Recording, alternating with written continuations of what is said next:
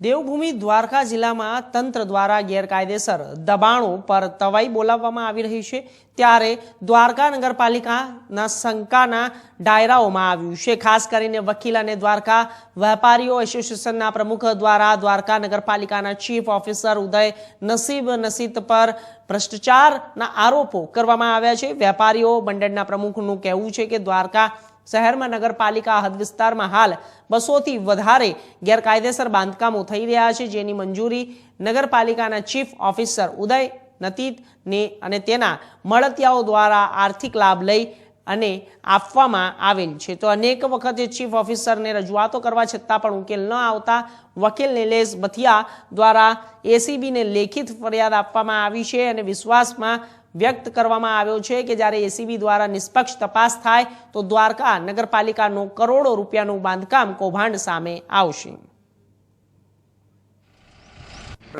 મારું નામ નિલેશ બથિયા છે।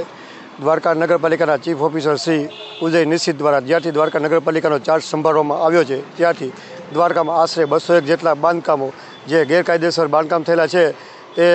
દ્વારકા નગરપાલિકામાં જે નકશાઓ રજૂ થયા હોય કે જે નકશાઓ પાસ થયા હોય તેનું તદ્દન વિરુદ્ધ સ્થળ ઉપર બાંધકામ થયેલ છે। આ બાબતે અમે દ્વારકા નગરપાલિકાના ચીફ ઓફિસરને લેખિતમાં વારંવાર રજૂઆત કરવામાં આવી છે, છતાં એમના દ્વારા કોઈપણ પ્રકારની નોટિસ કે કોઈપણ પ્રકારની કાર્યવાહી ન કરતા અમારા દ્વારા એસીબીના વડાને આ બાબતે ફરિયાદ કરવામાં આવી છે અને જો આમાં યોગ્ય તપાસ કરવામાં આવશે તો દ્વારકા ગુજરાતનું બાંધકામ ક્ષેત્રનું સૌથી મોટામાં મોટું કૌભાંડ દ્વારકામાંથી નીકળશે એવું અમને લાગી રહ્યું છે અને આની માટે જો કોઈ પણ પ્રકારના પુરાવાની જરૂર પડશે તો જે તે સમયે હું આપવા માટે બંધાયેલ છું। જય દ્વારકાધીશ। આ લોકો જે બાંધકામ બાબતે જે વહીવટ કરે છે તો એ કઈ પ્રકારનું છે અને પૈસા લઈને શું કરતા હોય?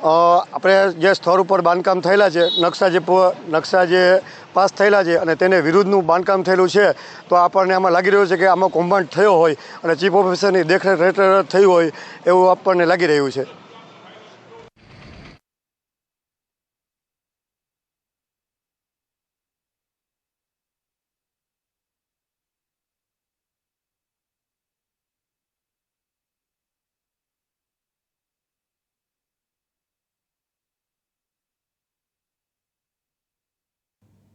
તો આ વિષય ઉપર વધુ માહિતી માટે અમારી સાથે અમારા સંવાદદાતા દ્વારકાથી અનિલ લાલ જોડાઈ ગયા છે। અનિલ લાલ માહિતી આપશે કે શું વધુ વિગતો છે સામે આવી રહી છે અને અત્યારે હાલ શું ચાલી રહ્યું છે?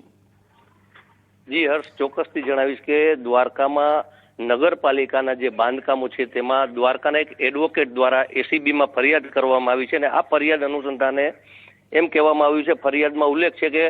જે બાંધકામ થઈ રહ્યા છે તેની પરમિશન આપવામાં આવે છે ત્યારે બાંધકામના નકશા અલગ હોય છે અને બાંધકામ પણ અલગ પ્રકારનું હોય છે અને ક્યાંક ને ક્યાંક જે આ બાંધકામ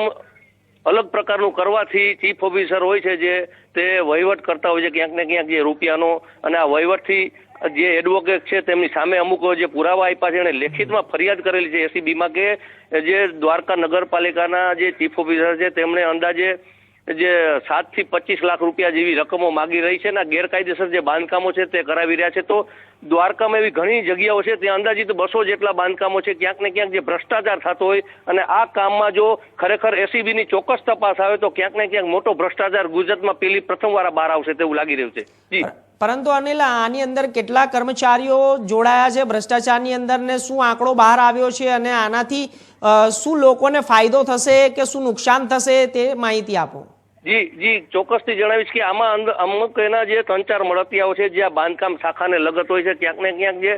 ખોટું બાંધકામમાં પોતે મદદરૂપ થતા હોય, ક્યાંક ને ક્યાંક ચીફ ઓફિસરને હેલ્પ કરતા હોય છે। જે ટાઉન પ્લાનિંગના નકશા હોય તો નકશા ક્યાંક ને ક્યાંક જે એક બતાડે છે બાંધકામમાં બીજાને ફાઇલમાં અલગ હોય છે તો આવા ભ્રષ્ટાચાર થતા હોય છે અને જો ખરેખર આ વસ્તુ બહાર આવે તો કેટલા લોકોને ફાયદો થાય અને ક્યાંક ને ક્યાંક જે બાંધકામ જે હોટલોના થતા હોય છે તેમાં જે પાર્કિંગની વ્યવસ્થા છે તે બિલકુલ હાલમાં છે જ નહીં એવું જોવા મળી રહ્યું છે અને મોટો ભ્રષ્ટાચાર હોય તો આ ભ્રષ્ટાચાર બહાર આવે તો ક્યાંક ને ક્યાંક ગુજરાતમાં પ્રથમવાર આ ભ્રષ્ટાચાર બહાર આવે તેવું લાગી રહ્યું છે। તો હાલ દબાણની કામગીરી ક્યાં સુધી પહોંચી રહી છે? દબાણની કામગીરી તો અંદાજિત 200 જેટલા બાંધકામો છે તેમને ચીફ ઓફિસરે શરૂ પણ કરાવી દીધેલા છે બાંધકામો, ને આ બાંધકામો હજી ચાલુ જ છે ક્યાંક ને ક્યાંક જે દ્વારકા શહેરમાં. પણ હવે એસીબીની તપાસ આવે ને જો ચોક્કસપણે આ પુરાવા બહાર આવે ને તટસ્થ તપાસ થાય ને તો આમાં મોટી સંખ્યામાં જે ભ્રષ્ટાચાર તે બહાર આવી શકે એમ. અનિલ, ચોક્કસથી તમે આ સમાચાર ઉપર નજર બનાવી રાખજો અને મિનિટની ખબરો અમને આપતા રહેજો. સમાચારમાં વધુ આગળ વધીશું. આપનો ધન્યવાદ.